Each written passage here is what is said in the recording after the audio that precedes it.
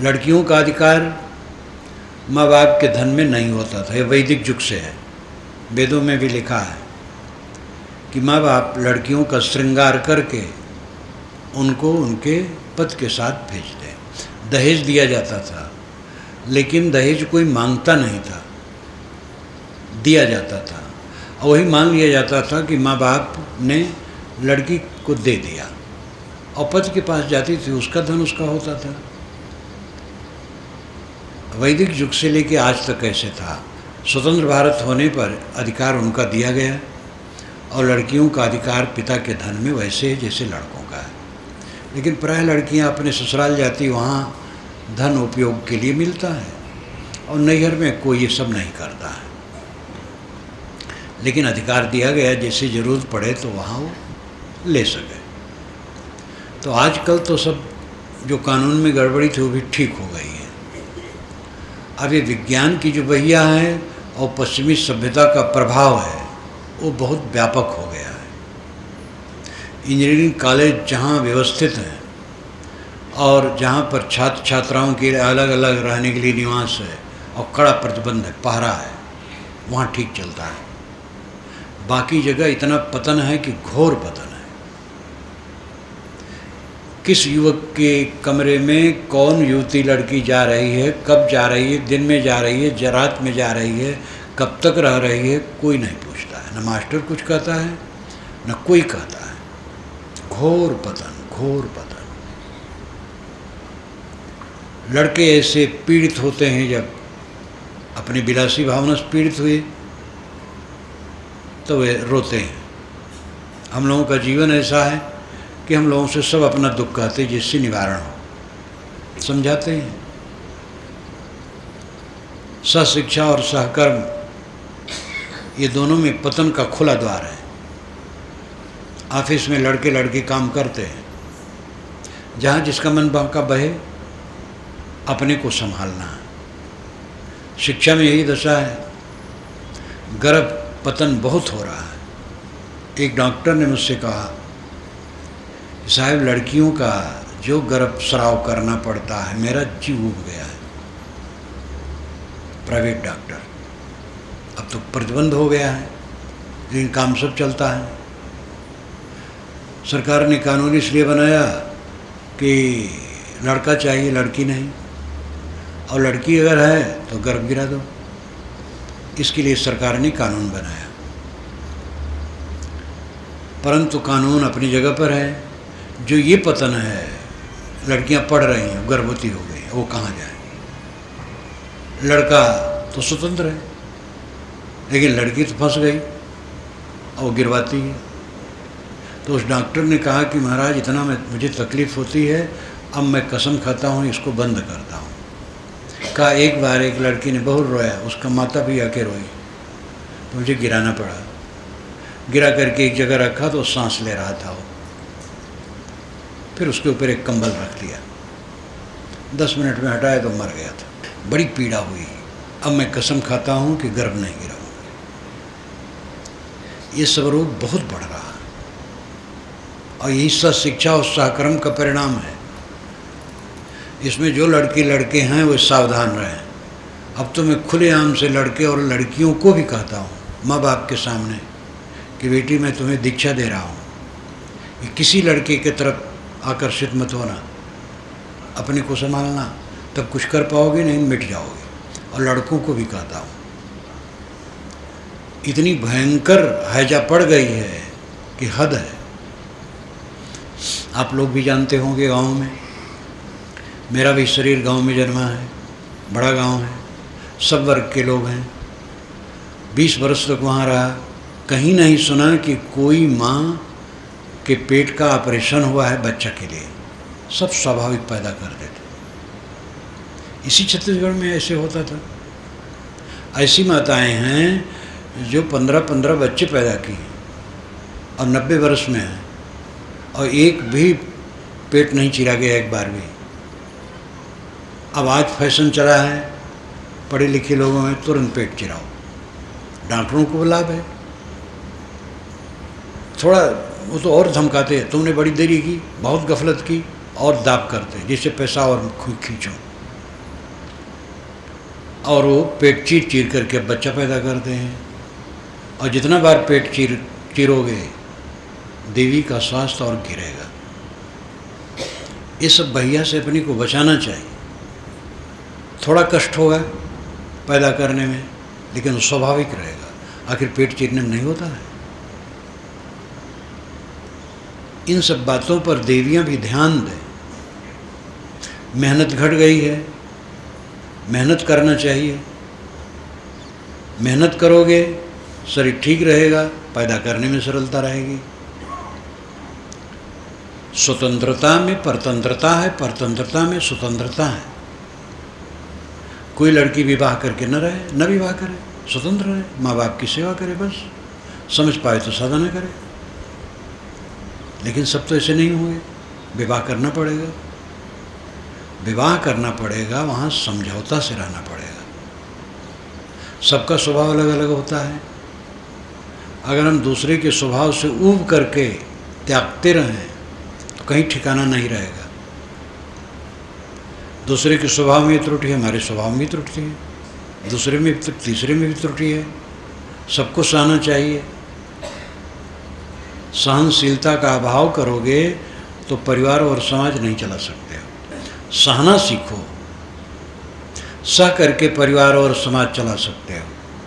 कोई चरित्रहीनता का काम करे तो उसको एक बार समझाना चाहिए और क्षमा करना चाहिए। अगर वो बारंबार करे तो त्याग करना चाहिए, चाहे परिवार में हो चाहे साधु समाज में। इसके लिए क्षमा, बारंबार क्षमा नहीं करना चाहिए। लेकिन ये बात तो कभी कहीं घटती है। ज़्यादातर तो है अपना अपना अलग अलग स्वभाव। किसी में थोड़ा अहंकार ज़्यादा, किसी में लोभ ज़्यादा, किसी में और त्रुटि, किसी में और त्रुटि। सब शरीरों में कुछ त्रुटि होती है। अपनी त्रुटि को देखें, दूसरे को निभाने की चेष्टा करें। न निभाने की चेष्टा करोगे अकेले रहो, फिर परिवार में अकेले रहो, अलग हो जाओ, कहीं जाओ। साधु समाज है, नहीं सह पाते हो, लोगों को निभाने की क्षमता नहीं रखते हो तो अकेले रहो। आश्रम में कोई नहीं रहेगा, अपना महंत बने बैठे रहो। निभाने की चेष्टा करो। और भिन्न भिन्न स्वभाव है। नम्र हुए बिना कोई परिवार या समाज नहीं चला सकता है। चरित्र के विषय में क्षमा नहीं करना चाहिए, एक बार करना चाहिए। एक बार क्षमा कर दे जिससे वो सुधर जाए। नहीं सुधरता है बाइकाट कर दे, ये हो सकता है, लेकिन ये चांस कम पड़ता है। अब जो आजकल की बहिया है वो अलग है, उसको तो अब झेलना शुरू कर दिए लोग, झेल रहे हैं। कहाँ जाएंगे, झेलना पड़ेगा। ज़्यादातर तो स्वभाव का अंतर है और हर इंसान ये समझता है दूसरा ज़्यादा गलत है और सबसे ज़्यादा गलती मेरी में है। ये सोचे बिना कोई समता से नहीं रह सकता है। इसलिए निभाना सीखो। परतंत्रता में स्वतंत्रता है, स्वतंत्रता में परतंत्रता है। मैं स्वतंत्र हूँ, सड़क पर बाएं नहीं दाएं चलूँगा। चलो, रगड़ जाओगे कहीं ट्रक से, बस से। बाएं चलो। भारत में बाएं चलने का नियम है। बाएं चलना परतंत्रता नहीं है। माता पिता, पत्नी, भाई, बच्चे, गुरु, शिष्य सब एक दूसरे के परतंत्र हैं। गुरु भी शिष्य के परतंत्र है। शिष्य आकर के कहा साहब भोजन तैयार है, उसको भोजन करने जाना चाहिए। और कहे तुम मुझे ऑर्डर देते हो, तो कोई समझ हुई? जो दिन भर सब काम करता है, सब सेवा करता है, कहीं उससे कट निकल गया, बैर बांध लो, कैसे निभाओगे? जो रात दिन सेवा करता है, रात दिन सब काम करता है, सारा प्रबंध देखता है, सब कुछ करता है, निकल गया, निकल गया, प्यारा है। निभाना सीखो, सहना सीखो, सिर झुकाना सीखो। परिवार में नियम है 9 बजे शाम को भोजन कर लेना चाहिए रात में। कोई कहे मैं परतंत्र नहीं बनूंगा, 11 बजे करूंगा, तो ये कोई बात नहीं। नियम है उसका पालन करो। परिवार भर सोच करके नियम बदल लें, एक कोई उसको न तोड़े। जो मनुष्य का बनाया नियम है, मनुष्य उसको बदलता है। प्रकृति का नियम स्वयंभू है, वो नहीं बदलता है। मनुष्य का नियम बदलता है, लेकिन मनुष्य ने नियम बनाए तो उसका पालन करना चाहिए। जहाँ का जो टकसार है उसका पालन करो, नियम पालन करो, वो परतंत्रता नहीं। कई बार मैं विनोद करता हूँ, भोजन तैयार होता है और लोगों से मिलने बैठा हूँ, तो अब भोजन तैयार हो गया, मेरे लिए भोजन आ गया, तो मैं विनोद करता हूँ कभी कभी कि भाई देखो, मुझसे कोई मिलने आता है तो मैं खड़ा नहीं होता हूँ, लेकिन अब कोई मेरा सेवक है और कहा भोजन तैयार है, तो उसके कहने पर खड़ा होना पड़ता। अब भोजन करने जा रहा हूँ, तो ये परतंत्रता तो नहीं हुई। पत्नी ने कुछ खड़ा कह दिया, अब पत्नी जाकर के थाने में पहुंच जाए, कब तक थाने में पहुंचेगी? पति कह देता, पत्नी कह देती है। एक सज्जन ने मुझे बताया, एक संपन्न घर के स्वागत कक्ष में वो बैठे रहे, पत्नी लेक्चरर प्रोफेसर और पति कोई अफसर सरकारी काम में। लड़के की शादी तय कर ली गई थी, पत्नी गर्म थी, उसने कहा कि मैं यहाँ शादी नहीं करूँगी, और कोई त्रुटि नहीं थी, बस उसकी सनत थी। पति ने कहा मेरी मूंछ पर ध्यान रखो, इज्जत रखो मेरी। उसने कहा तुम्हारी मूंछ चूल्हे भाड़ में जाए। ये स्वागत कक्ष में जहाँ कई लोग बैठे हैं और कहने वाली प्रोफेसर है और उसका पति एक बड़ा अफसर है, क्या रखा है? ये पढ़ाई लिखाई गोबर माटी है। कौन सी पढ़ाई है? पढ़ाई का अहंकार बढ़ते बढ़ते नरक हो रहा है। ये पढ़ाई वढ़ाई नहीं, कहना ही है, नरमी से कहो। जब कोई न रहे तब थोड़ा खड़ा कहो, सबके बीच में। तुम्हारी मूर्ति चूल्हे भाड़ में जाए। तो जो अलग बैठे थे सज्जन, उन्होंने मुझसे कहा साहब आजकल की ये दशा संभ्रांत घरानों में चल रही है, तलाक बढ़ रहा है। ब्राह्मण क्षत्रिय वैश्य में तलाक नहीं होता था, ब्राह्मणों में तो अत्यंत कड़ा। अब ब्राह्मणों में खूब तलाक हो रहा है, मुकदमे चल रहे हैं पति पत्नी में, सब गुर्रा रहे हैं। ये सब नरक जाने का, नरक जाना का नरक तो यही है, गुर्राओ नरक में हो, शीतल रहो स्वर्ग में हो। ध्यान दो, जहाँ हो मन मार के रहो, सिर झुका के रहो, सबसे विनम्र हो के रहो। पत्नी पति से विनम्र रहे, पति पत्नी से विनम्र रहे, भाई भाई सब विनम्र रहें, बच्चे माँ बाप से विनम्र रहें, माँ बाप बच्चों से भी विनम्र रहें। सभी तो जीव हैं, स्वतंत्र हैं। कुछ मुख से निकल गया तो आप समझो हमारी मर्यादा खो गई, लड़के ने ऐसा कह दिया। सहना सीखो, सहने की आवश्यकता है। दो व्यक्तियों का संबंध सहे बिना चल नहीं सकता है। वर्तमान की बहिया को रोका नहीं जा सकता है, सशिक्षा रहेगी। प्राइमरी स्कूल से लेकर विश्वविद्यालय तक लड़के लड़की साथ में पढ़ते हैं और लड़कियां भी नौकरी करती हैं, वे भी ऑफिस में, कारखाने में, दफ्तर, दुकानों पर नौकरी करती हैं। लड़के लड़की सब काम कर रहे हैं, तो ये रुक नहीं सकता है और बढ़ेगा। और इसमें अपने अपने को संभालेंगे वो सुखी रहेंगे, नहीं संभालेंगे नरक भोगेंगे। चरित्र सबसे ऊंची चीज है। विरक्त साधु साधुनी एकदम ब्रह्मचर्य से रहें। पुरुष मात्र से ब्रह्मचारिणी साधिकाएं सावधान, और पुरुष नारी मात्र से पुरुष साधु सावधान, और गृहस्थ पुरुष एक दूसरे से सावधान स्त्री पुरुष से। अपने मर्यादा में, अपनी पत्नी में मर्यादित रहें। चरित्र सबसे बड़ी चीज है। जहाँ चरित्र खोया सब नष्ट हुआ। भैया भयंकर है, अपने अपने को बचाओ, तभी शांति मिलेगी, तभी सच्चा सुख मिलेगा। पैसा अधिक बढ़ जाए, इसको लेकर के जो बेताबी है, गृहस्थी चौपट हो रही है। पति पत्नी दोनों सर्विस में हैं, बच्चा पैदा हुआ है, रेंगा हो रहा है, रेंगा होना, अवधी भाषा है रेंगा होना, परेशान होना। ना स्नेह ठीक से मिलता है, ना सेवा ठीक से मिलती है।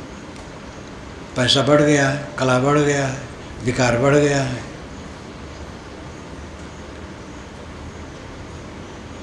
अपने अपने ढंग से जितना संभव हो संतुलन लाने के लिए प्रयास करें। दिमाग के घर में पुरुष और पति और पत्नी दोनों हटा के रहें, नम्र रहें।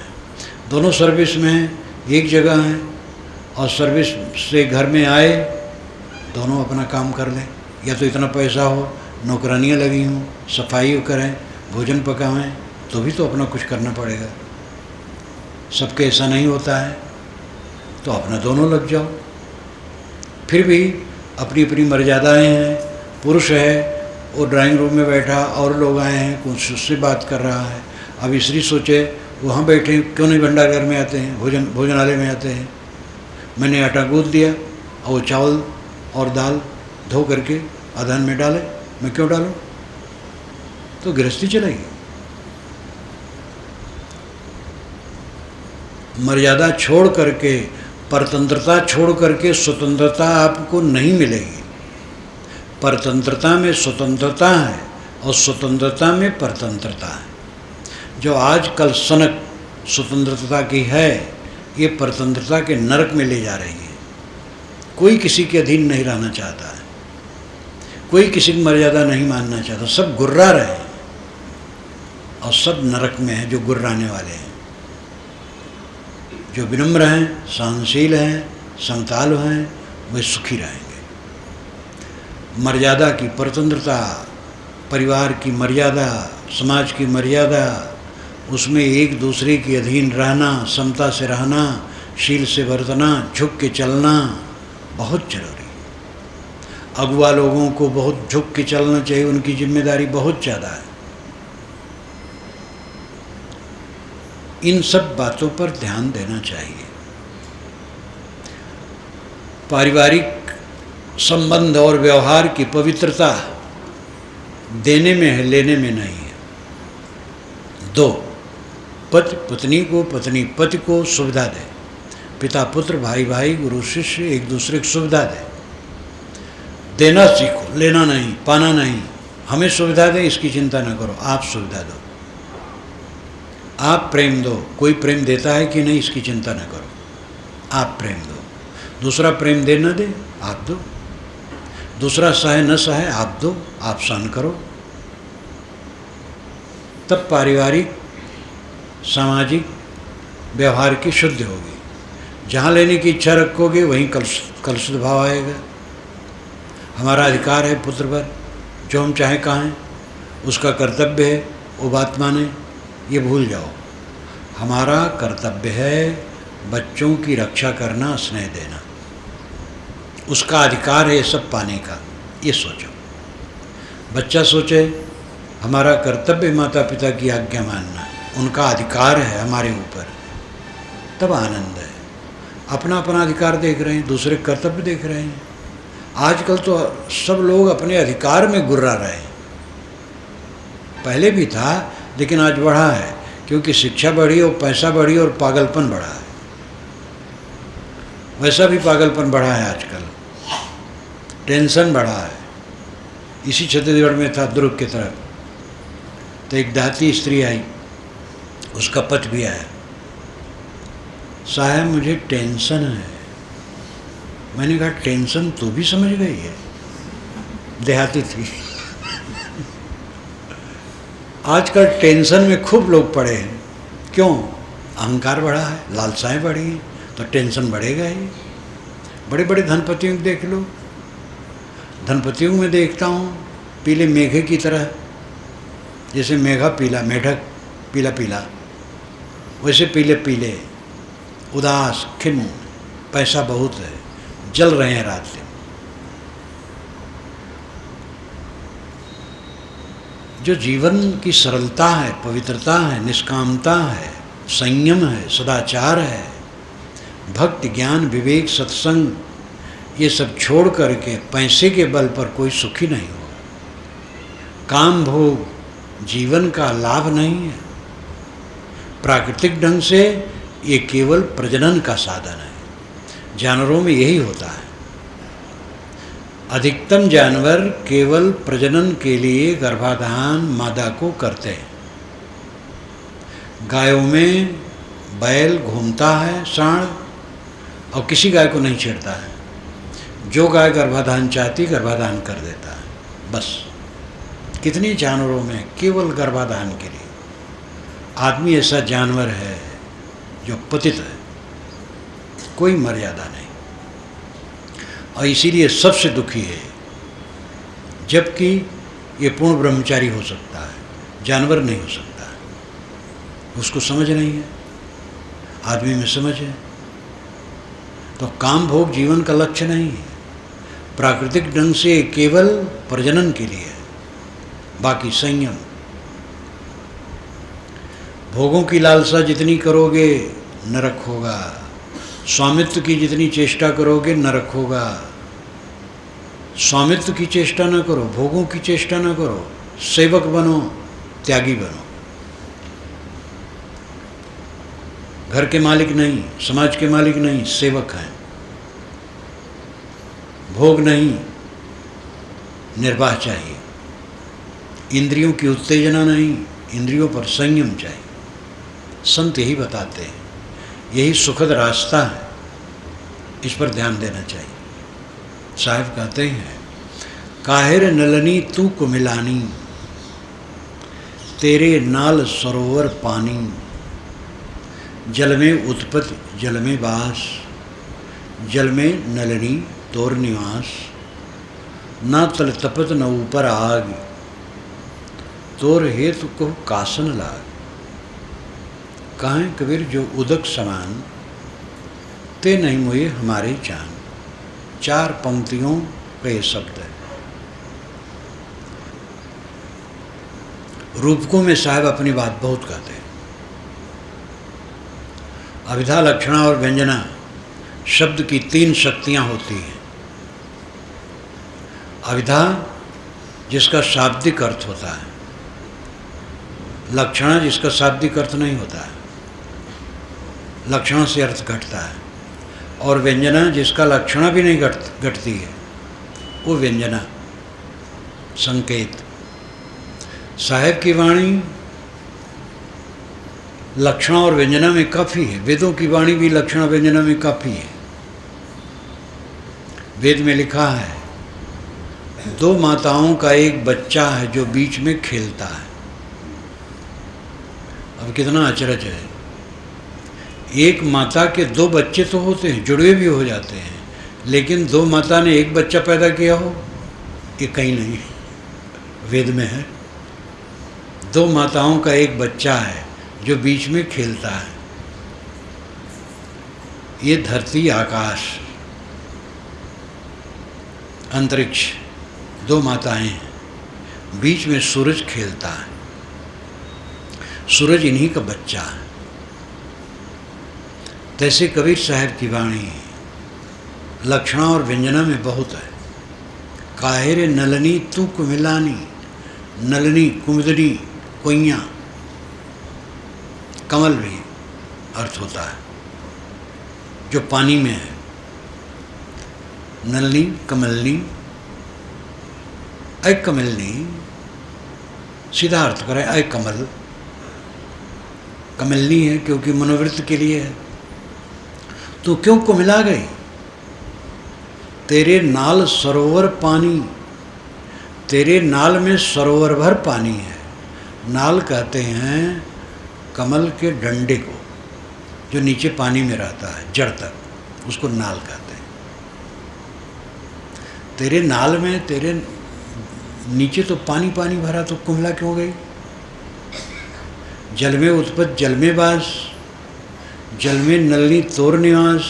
अय नलनी, अय कमलनी, तो जल में पैदा हुई है, जल में रहती है, क्योंकि जल ही में तेरा घर है। न तल तपत न ऊपर आग, तेरे नीचे कोई तपन नहीं है, ऊपर से आग नहीं बरसती है। न तल तपत न ऊपर आग, कौन हेत तोर हेत कहो कासन लाग। तेरा हेत, तेरा प्रयोजन किससे लगा है? क्यों कुमिला गई? कहें कबीर जो उदक समान, कबीर साहब कहते हैं जो उदक में पानी में लीन है, ते नहीं मरे हमारी जान, हमारी समझ से वो मरता नहीं। ये शाब्दिक अर्थ हो गया, लेकिन इसके कुछ पल्ले नहीं पड़ेगा। कमलनी है मनोवृत्ति, मनुष्य की मनोवृत्ति कमलनी है, और मनुष्य की मनोवृत्ति कुमिलाई, हरदम दुखी, हरदम दुखी, हरदम दुखी। एक कौणपति ने, जो रोगग्रस्त थे, उनके अहंकार के कारण परिवार में खटपट था। लड़कों को हरदम डांटे रहते थे, गुर्राते रहते थे।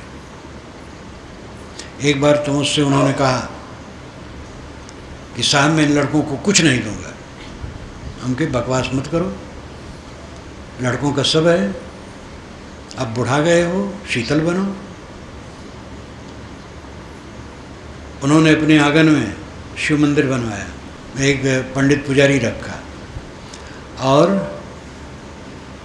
पुजारी को वेतन देते थे।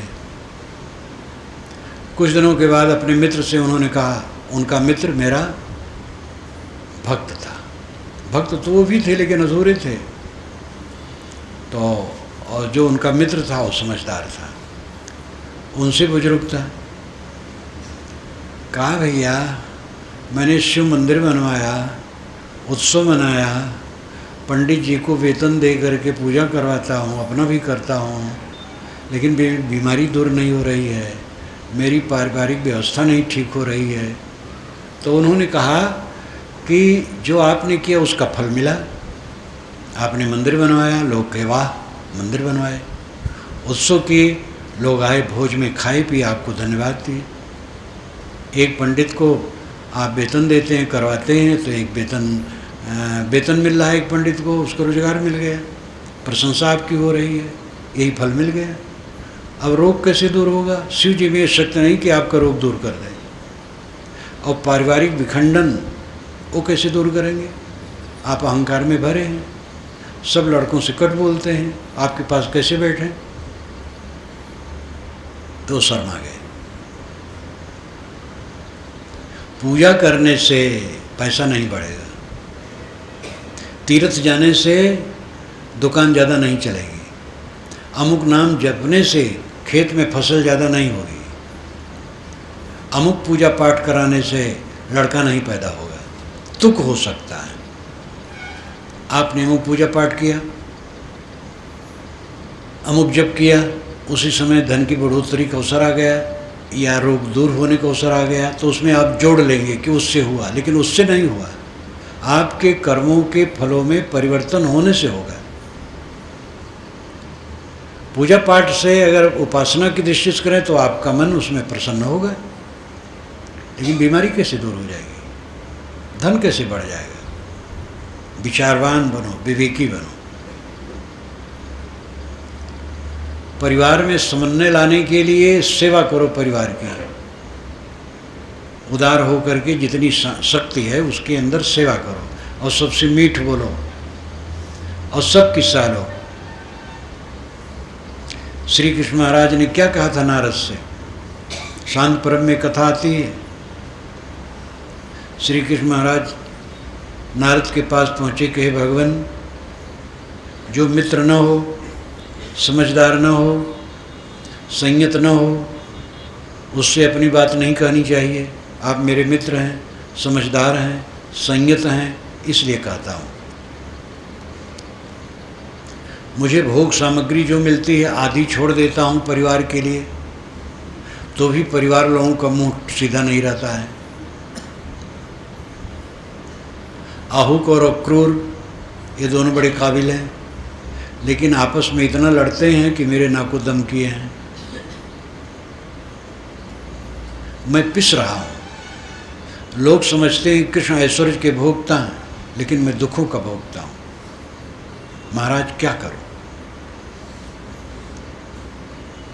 नारद ने कहा, कृष्ण महाराज, आपने शुरू से ही सोटा डंडा उठाया, जीवन भर युद्ध किया, बच्चों को युद्ध में लगाया, अब युद्ध के अभ्यासी हो गए हैं। बाहर का युद्ध मिट गया, अब कहाँ युद्ध करें? आपस में करते हैं। जो अपने बच्चों को लड़ना सिखाएगा, पहले बाहर लड़ेंगे, फिर अपने में लड़ेंगे।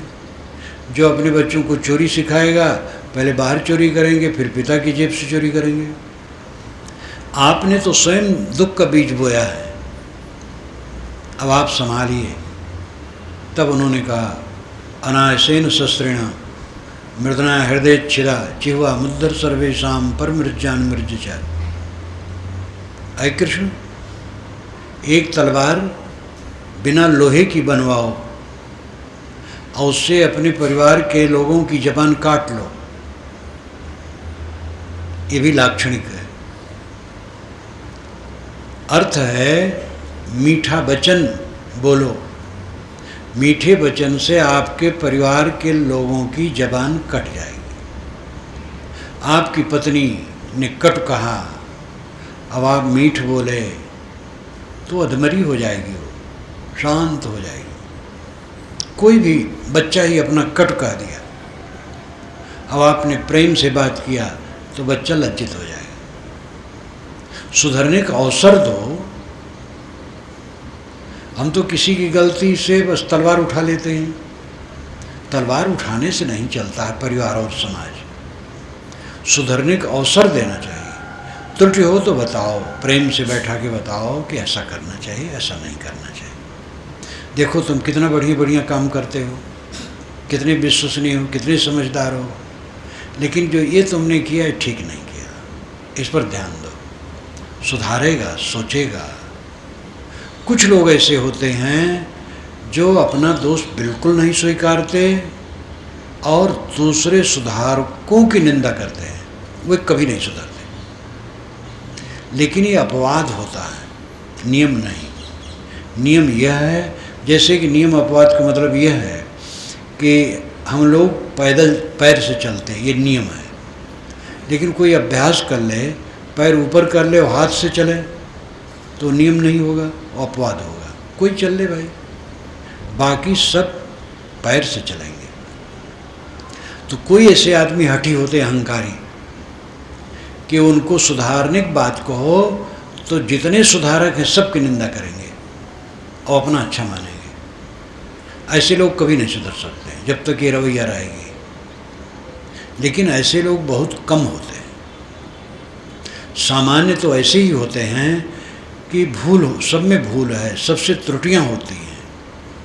त्रुटियों को सुधारने के लिए उनको अवसर देना चाहिए, उनको समझाना चाहिए, हमदर्दी से बताना चाहिए। तुम देखो इतने काम किए हो, कितना बढ़िया रहा, ये काम ठीक नहीं हुआ, वो सुधारेगा। कितने पिता तो हरदम गरमाए रहते, अरे ये लड़का जिस काम में हाथ लगाएगा चौपट कर देगा। तो लड़का भी सोचता ठीक है चौपट हो। कितनी बुढ़ियाँ हैं अपनी बहू पर डटी रहती हैं, भोजन ठीक नहीं बनाती है, तो बहू भी सोचती उबाल करके रख दो, अब चिंता न करो। कितने गुरु हैं अपने शिष्य को सबके बीच में कहते मनमुखी है, वो भी सोचता ठीक है मनमुखी रहेंगे। बराबर मनमुखी कह रहे हो तो कब गुरुमुखी होगा। अभिभावकों की त्रुटि है। परिवार और समाज चलाने वाले विनम्र, सहनशील, त्यागी, संयमी हो। नारद ने कहा महाराज भरी गाड़ी निर्बल बैल नहीं खींच सकते हैं, बलवान बैल खींच सकते हैं। आपका परिवार खड़बड़ हो गया है, आप खींच सकते हैं और वह परिवार को चला सकता है, समाज को चला सकता है जो त्यागी हो, लोभी न हो, शासक न हो, सेवक हो, विनम्रता हो, समता से सबको निभाए। तो जो आदमी मुरझाया रहता, दुखी रहता, खिन्न रहता है, वो अपने अपराध से खिन्न रहता है, बेसमझी से खिन्न रहता है। सदैव प्रसन्न रहने का हमारा अधिकार है। चाहे जो हो हम प्रसन्न रहेंगे, हमें कोई गाली दे हम प्रसन्न रहेंगे, लड़के बच्चे गाली दे हम प्रसन्न रहेंगे, धन घट गया प्रसन्न रहेंगे, पेट भरेगा, मेहनत करो फिर बढ़ जाएगा।